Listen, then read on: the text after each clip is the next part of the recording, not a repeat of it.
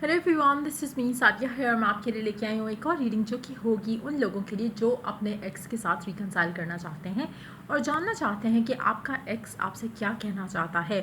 क्या वो विलिंग है आपके पास वापस आने के लिए? क्या वो चाहता है कि चीज़ें वापस हो जाएं? आप दोनों के दरम्यान में क्या चल रहा है उनके दिल में आपको लेकर? आप उसके लिए ये रीडिंग देख सकते हो। ये रीडिंग होगी for who ever needs it. तो जो लोग इस तरह की सिचुएशन में हैं, जो अपने एक्स के साथ वापस आना चाहते हैं, वो ये रीडिंग देख सकते हैं।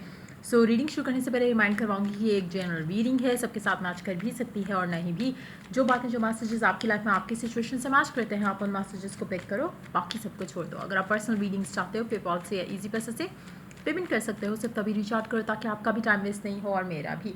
इसके अलावा अगर आप चाहो तो इंस्टाग्राम पे डेली रीडिंग्स के लिए फॉलो कर सकते हो। इस रीडिंग के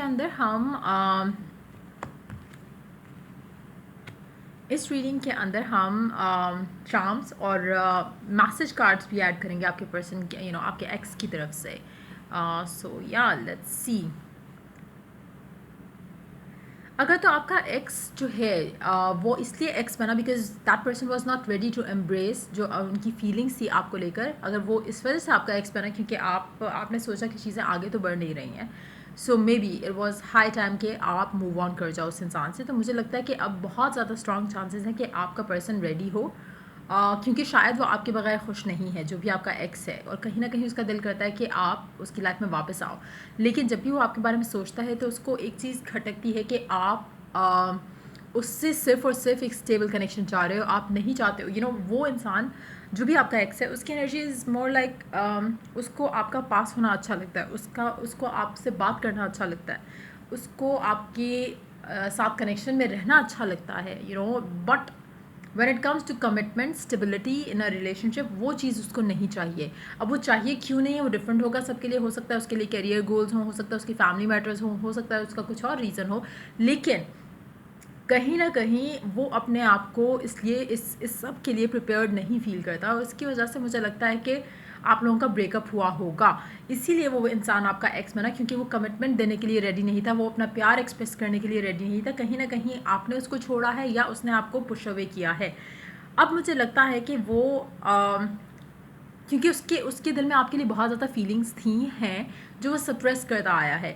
अब मुझे लगता है कि वो टाइम आ रहा है जब उसको हो सकता है इनिशियली वो खुश रहा हो, इनिशियली उसने सोचा हो कि चलो कोई बात नहीं, कनेक्शन ख़त्म हो गया तो बाकी भी तो कभी हुए थे तो इट्स ऑल फाइन। लेकिन आहिस्ता आहिस्ता उसको वो चीज़ इरिटेट करना शुरू हो गई, और मुझे लगता है कि अब वो सिचुएशन है जहाँ पे उसका माइंड वापस आपकी तरफ आ रहा है और उसका दिल कर रहा है कि वो आपसे एक्सप्रेस करे अपनी फीलिंग्स और आपसे अपनी दिल की बात शेयर करे। लेकिन एट द सेम टाइम आपका पर्सन बहुत सेंसिटिव है, वो तब तक ऐसा कुछ भी नहीं करेगा जब तक उसको क्लैरिटी नहीं होगी कि आप सिंगल हो, आप उसको पॉजिटिवली लोगे, आप उसको रिजेक्ट नहीं करोगे। तो कहीं ना कहीं हो सकता है कि वो जब आपको रीच आउट करे या आपको मैसेज करे या आपसे बात करने की कोशिश करे तो वो ओपनली एक्सप्रेस नहीं करे कि अब आप उसके दिल में आपके लिए क्या चल रहा था या आपको उसने कितना मिस किया।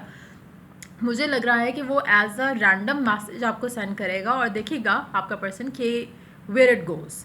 वो उस तरह की सिचुएशन नहीं करेगा कि वो पहले अपना फुल इंटरेस्ट आपको शो करते जैसे आपने शायद किया हो इस कनेक्शन में रहते हुए। आपने जो मिस्टेक किया आपका पर्सन वो मिस्टेक नहीं करेगा। सो देखते हैं कि और क्या मैसेज है आपके पर्सन, आपके एक्स का आपके लिए। क्या कहना चाहता है वो आपसे, आपसे अपनी सिचुएशन के बारे में, अपने फीलिंग्स के बारे में। क्या मैसेज है आपके पर्सन का आपके लिए?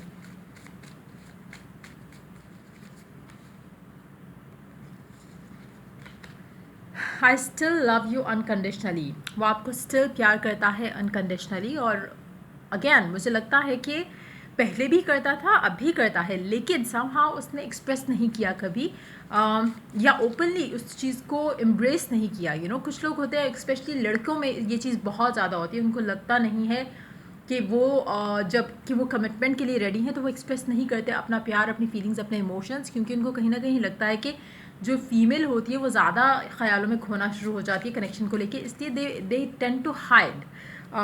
तो मुझे लगता है कि आपके पर्सन ने भी यही किया होगा, क्योंकि मुझे नहीं लगता कि पहले प्यार फीलिंग्स ओपनली एक्सप्रेस हुई हैं टू द पॉइंट जहाँ पे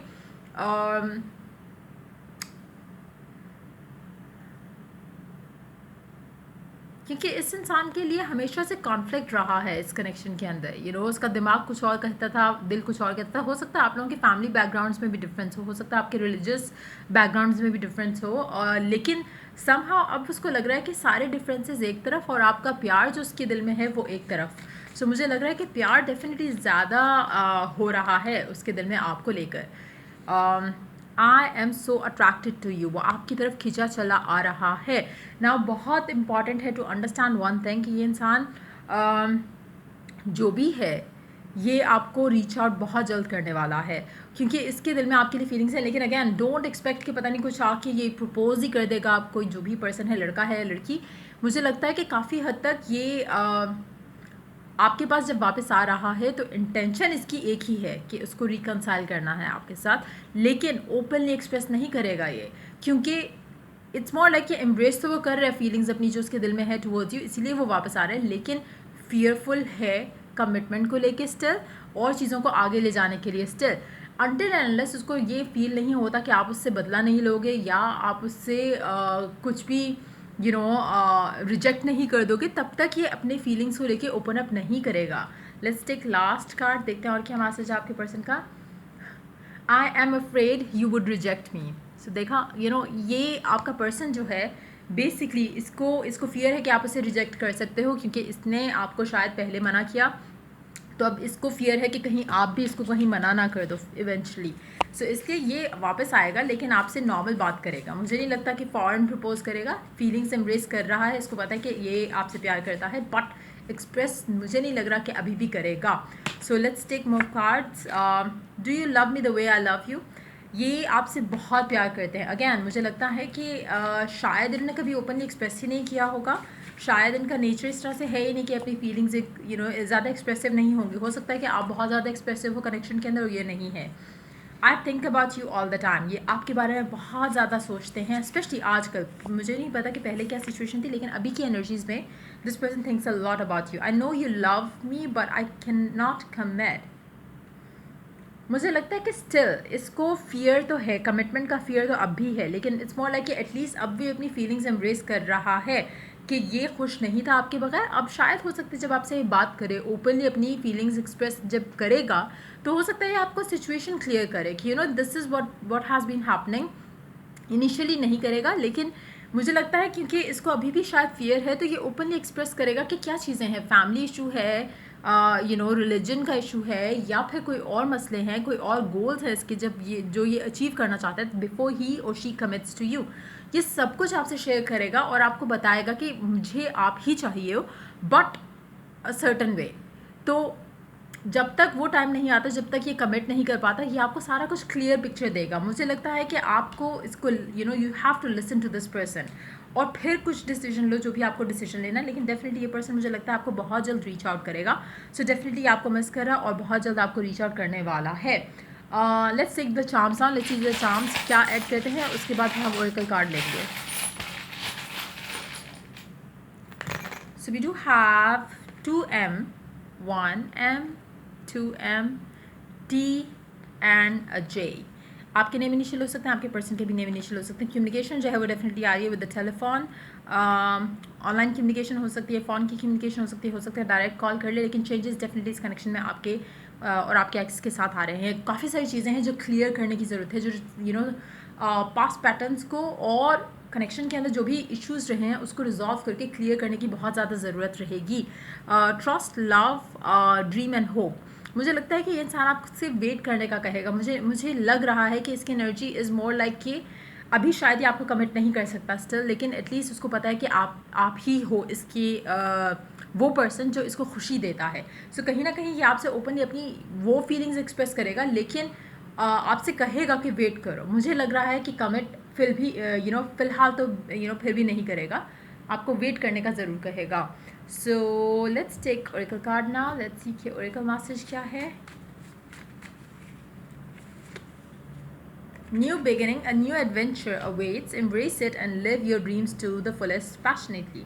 आपके इस इंसान के साथ न्यू बिगिनिंग होगी, आप इसको टाइम दोगे, आप इसके साथ रिकंसाइल करोगे। कहीं ना कहीं हो सकता है कि आप खुद भी मैनिफेस्ट कर रहे हो ये इंसान का रिकन्सिलिएशन, बट यस मुझे लगता है कि कहीं ना कहीं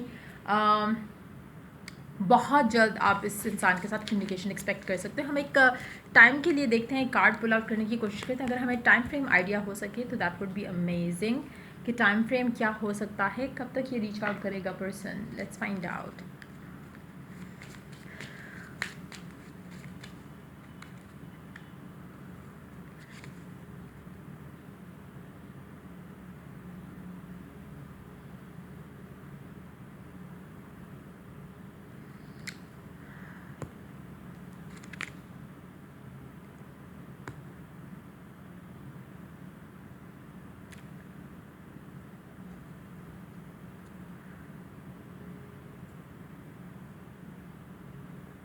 जो नेक्स्ट फुल मून होगा उसके आसपास बहुत ज़्यादा स्ट्रॉन्ग चांसेस हैं, बहुत ज़्यादा स्ट्रॉन्ग चांसेस हैं। मुझे नहीं पता is it when is it coming, but new moon जो आने वाला है, जो कमिंग सॉरी न्यू मून नहीं, फुल मून जो आने वाला है, कुछ लोगों के लिए न्यू मून होगा, कुछ लोगों के लिए फुल होगा। By mistake I said new moon, actually the full moon is the answer.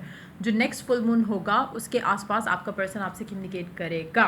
सो ये थी रीडिंग आप लोगों के लिए। अगर आपको हेल्प किया, गाइड किया तो लाइक शेयर सब्सक्राइब ज़रूर करो। Till I do the next reading for you guys, take care, bye.